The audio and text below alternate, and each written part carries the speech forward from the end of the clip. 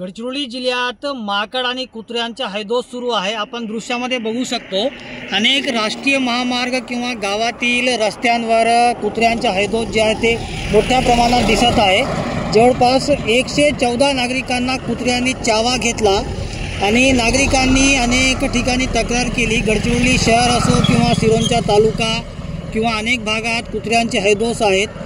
नागरिकही भीतीने प्रवास करावा लागत आहे आणि गडचिरोली जिल्ह्यातील अनेक भागात कुत्र्यांचा हैदोस सध्या सुरूच असून तेलंगणा राज्यातून जे वन विभागाने माकड सोडले या माकडाचाही हैदोस अनेक भागात सुरू आहे आणि गडचिरोली जिल्ह्यातील अनेक भागात अशाच प्रमाणे भीतीने नागरिक जे आहेत ते बाहेर निघण्यास भीती व्यक्त करीत आहेत आणि माकडानेही अनेक नागरिकांच्या घरांवर हल्ले करणे किंवा घराच्या भिंतींवर किंवा घरांवर जे ठेवलेले सामान आहे ते उचलून नेणे किंवा अनेक खाद्यपदार्थ नष्ट करणे असे कामे जे आहेत ते माकडांकडून सुरू आहे।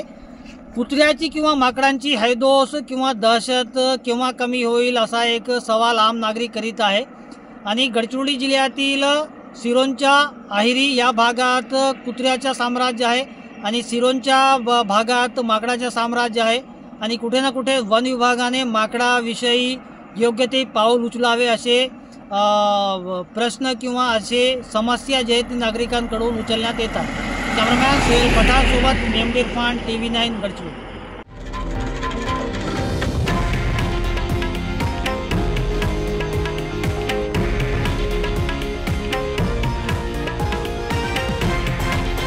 हे आहे देशातील नंबर 1 न्यूज नेटवर्क आणि आपण पाहत आहात TV9 मराठी, एकमेव।